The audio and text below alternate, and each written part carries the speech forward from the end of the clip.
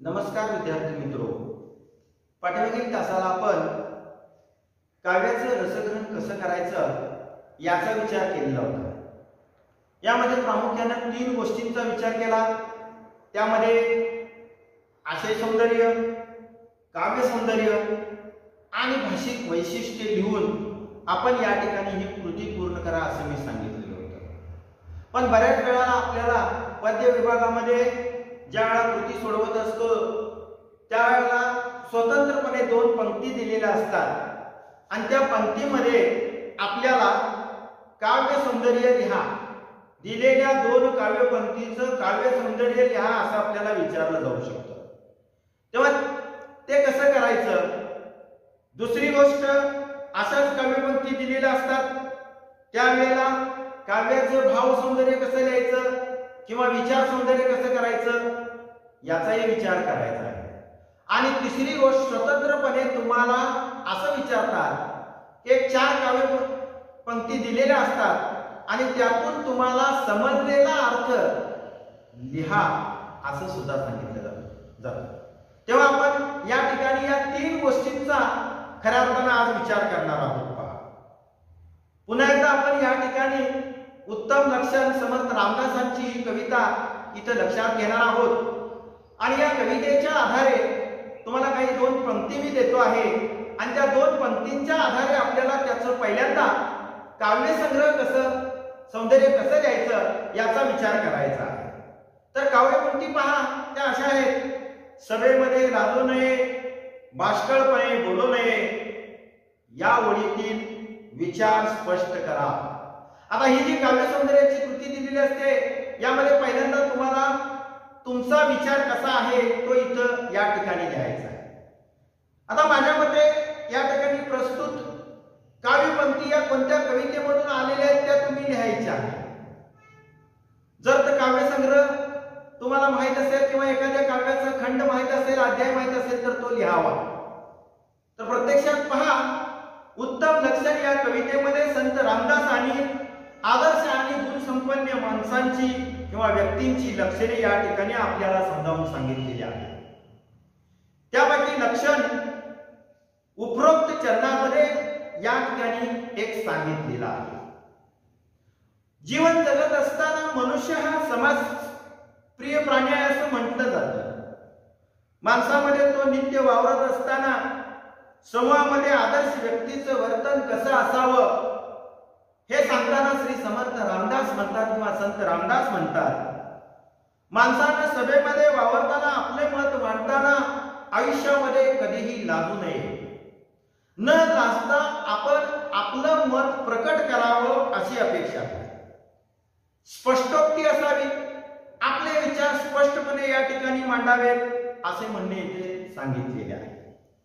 परंतु त्याच वेळेला जर आपण एखादा विषय स्पष्ट करत असताना बालिशपणे बोलून आपले हसूदर करून घेत असेल तर ते योग्य नाही। म्हणून बालिशपणे बोलून आपणच आपलं हसं करून घेऊ नये अशी अपेक्षा आहे। म्हणजे खऱ्या अर्थानं प्रत्येक माणसानं निरर्थक अशा प्रकारचं वक्तव्य करू नये, बाष्कळपणे बोलू नये, ही गोष्ट या ठिकाणी इथं सांगितली आहे।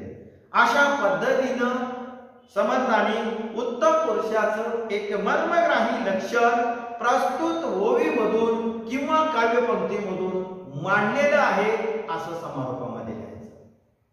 त्यानंतर या विचार सौंदर्यानंतर पुढचा भाग येतो, स्वतंत्रपणे तुम्हाला पद्य विभागामध्ये कृतीत विचारला जातो। बघा, काही ओळी दिलेल्या असतात आणि त्या ओळीमधील तुम्हाला भाव सौंदर्य स्पष्ट करायचं असतं।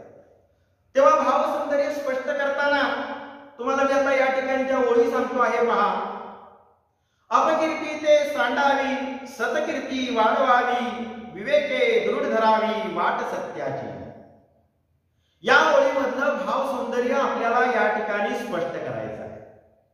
तेव्हा पहिल्यांदा आपल्याला असं म्हणता येईल की संत रामदास आणि उत्तम लक्षण या काव्यामध्ये आदर्श आणि गुणवान व्यक्तीची वैशिष्ट्ये सांगताना प्रस्तुत ओळीमधून सद्वर्तन कशा प्रकारे करावं याची शिकवण इथे दिलेली आहे। संत रामदास म्हणतात, लोक आपल्याला समाजामध्ये अनेक प्रकारची दूषणं देतात, निंदा करतील, कधी करू नये की ज्या वागण्याने आपली अपकीर्ती वाढेल असं काही करू नये. अशा पद्धतीचं वागणं मनुष्यानं आपल्या जीवनामध्ये टाळावं. उलट आपल्या व्यक्तिमत्वाची कीर्ती पसरेल अशी वागणूक आपण करावी. स्वतः चांगलं वागून दुसऱ्याला सत्कीर्ती वाढवून देण्याचं काम या ठिकाणी करावं. मरावे परी कीर्ती रूपी उरावे असं म्हटलेलं आहे. सद्विचार विवेक या सद्गुणांचा आपण आचरणात विचार करावा किंवा आचरणात आणावं. सत्याचा मार्ग आपण जीवनामध्ये अवलंबावा. विवेक बुद्धीनं आपण जीवनामध्ये कार्य करावं अशी अपेक्षा या ठिकाणी या भाव सौंदर्यामध्ये असते. अशा पद्धतीनं तुम्ही यामध्ये विश्लेषण किंवा स्पष्टीकरण करून या काव्यपंक्तीचं भाव सौंदर्य या ठिकाणी लिहिता. आणि तिसरा मुद्दा तुम्हाला या ठिकाणी विचारला जातो. अशाच पद्धतीने तुम्हाला काव्यपंक्ती दिलेल्या असतात आणि त्या काव्यपंक्तीच्या आधारे तुम्हाला समजलेला अर्थ लिहा असं म्हणतात. तर काव्यपंक्तीच्या ओळी पाहूया बघा. आळसे सुख मानू नये, आळसे सुख मानू नये या ओळीचा तुम्हाला समजलेला अर्थ लिहा असं म्हणतात. मित्रांनो, जे षडरिपू आहे त्या षडरिपूपैकी एक हा रिपू म्हणतो, हा एक प्रकारचा रोग आहे. तो म्हणजे आळस. काम क्रोध मोह मद मत्सर आणि आळस असं म्हणतो, त्यापैकी हा एक असलेला आपल्याला पाहायला मिळतो. उत्तम व्यक्तीची लक्षणे निषेध करताना आळस हा माणसाचा शत्रू कसा आहे हे इथं स्पष्ट केलेलं आहे. अगदी ठासून त्यांनी या ठिकाणी आपल्याला इथं सांगितलेलं आहे.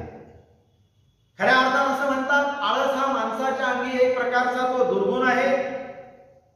माणसाच्या अंगी जर आळस असेल तर कार्य करायला काम करायला माणसाच्या अर्थ राहत नाही, उत्साह राहत नाही असं म्हणतात. बरीच कामे आपली मागे राहतात, बरीच कामे आपली खोळंबून पडतात. आळसे कार्यभाग नसतो असं देखील म्हटलं जातं. माणसाच्या मनाला जे षडविकार जडतात त्यापैकी आळस हा एक वाईट विकार असलेला आपल्याला पाहायला मिळतो. दैनंदिन जीवनामध्ये माणसानं आपल्या आयुष्यामध्ये आळसाला कधीही थारा देऊ नये असं म्हणतात. आळसामध्ये केलेली कोणतीही कृती जी आहे ती कृती शून्य असते हे इथं लक्षात घ्या. पूर्णपणे ती चांगली आहे असं आपल्याला या ठिकाणी म्हणता येणार नाही. कारण आळसामुळे माणसाची प्रगती खुंटते, भविष्य स्वप्न जे आहे ते कमी होतं, जीवन अंधारमय होतं. आळसामुळे माणसाला जडत्व प्राप्त होतं, मनुष्य ना करता बनतो असं देखील म्हणतात. आळशी माणसाला समाजामध्ये कुठल्याही प्रकारचं स्थान मिळत नाही. कारण त्याचं असं आहे की त्याला दिलेलं काम जर वेळेमध्ये होत नसेल तर समाजातील कोणतीही व्यक्ती त्याच्यावरती विश्वास ठेवत नाही असं आपल्याला या ठिकाणी म्हणतात. म्हणून मी तुम्हाला पुन्हा एकदा सांगतो, मनुष्यानं आपल्या जीवनामध्ये कधीही आळसामध्ये सुख मानू नये असं म्हणतात असं या ठिकाणी या समर्थाने सांगितले. अशा पद्धतीनं काव्य सौंदर्यामध्ये तुम्ही विचार सौंदर्य, अर्थ सौंदर्य आणि भाव सौंदर्य याचाही स्वतंत्रपणे विचार करावा आणि तुम्ही कराल अशी माझी अपेक्षा या ठिकाणी आहे. धन्यवाद.